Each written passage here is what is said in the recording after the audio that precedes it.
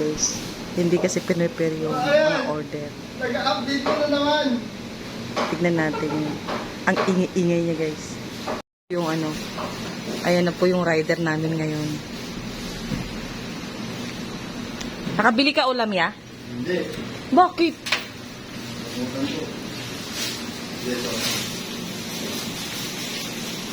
Wala tayong gulay na naman? Yan, dali ka. Ano yan? Huwag ka na mag-tap. Wala naman. Wala ibang ulam? Kanina. Wala mo ulam. Wala sinigang? Ano babawin mo dyan? Isang bits lang yan. Tignan natin yung reaction niya guys. Kasi nga, yung mga order na to, hindi talaga order ng customer. Pasok mo na yan. Yung walang ibang ulam. Ano ba naman? Wala nga. Ayaw mo ba yun? Yung ko yun. Eh, tayo dyan. Kainin mo yun. Uwi ko na lang yun. Kano yung 45? Kano, sukli mo? Kanin na lang sa akin. Yun o, yung bola-bola. Bola-bola, bawal nga akong manok. Kano, sukli mo? Ibang ulam wala. Ano ang videohan? Eh, basta.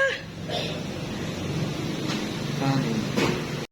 Huwag daw siya videohan guys. Okay. Pagin ng date lahat. Lahat ng isa. Date ngayon? Ha? Hindi. Delivery date. Nagapin mo doon sa resibo. Yung order. Oo, gawin nyo na yung order. Papakulan mo ata ako. Ito may order guys. Briones. Dito ako sa lahat. George. Basta lahat to. Di pa. Wala kang bilib sa amin ha. Wala ka nang gagawin. Sa lahat yan. Iligpit mo yung basket.